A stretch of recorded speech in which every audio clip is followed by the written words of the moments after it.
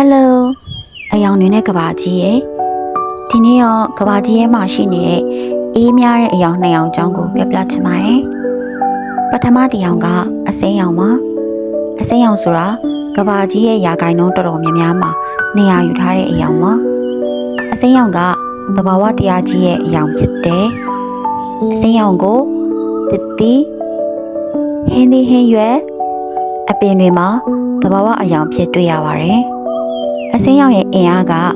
အသက်ရှင်သန်ခြင်းကိုပေးစွမ်းနိုင်တယ်။ဆန်းသစ်နှုတ်ပြနေတဲ့စိတ်ကူးတွေကိုပေးတယ်။အပြူသဘောဆောင်တဲ့မျှော်လင့်ချက်ကိုပေးတယ်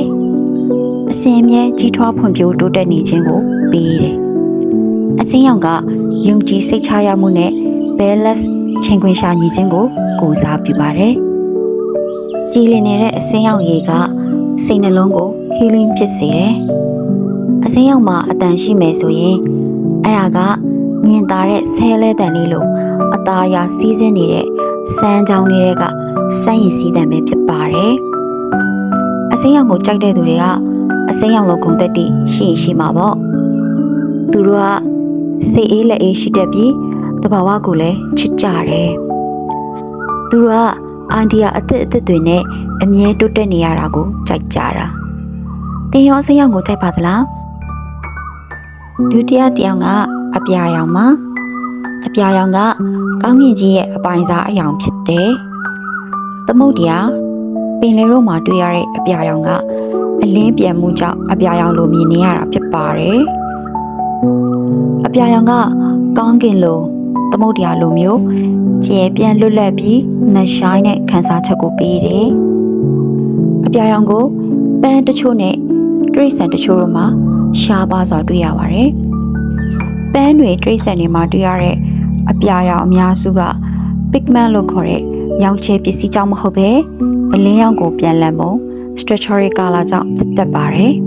။အပြာရောင်ရဲ့အင်အားကအေးစစ်စဉ်းစားဆုံးဖြတ်နိုင်တဲ့စင်ချင်တုံတရားကိုပေးတယ်။နှွေးထွေးမှုကိုပေးတယ်။အေးချမ်းမှုကိုပေးတယ်။အပြာရောင်မှာအတန်ရှိမယ်ဆိုရင်အဲ့ဒါကငှက်ငယ်လေးတွေရဲ့ချစ်စပွဲတဆာအော်တန်မင်းဖြစ်ပါတယ်။အပြာရောင်ကိုကြိုက်တဲ့သူတွေကအပြာရောင်လိုဂုဏ်သက်တည်ရှိမှာပေါ့။သူတို့က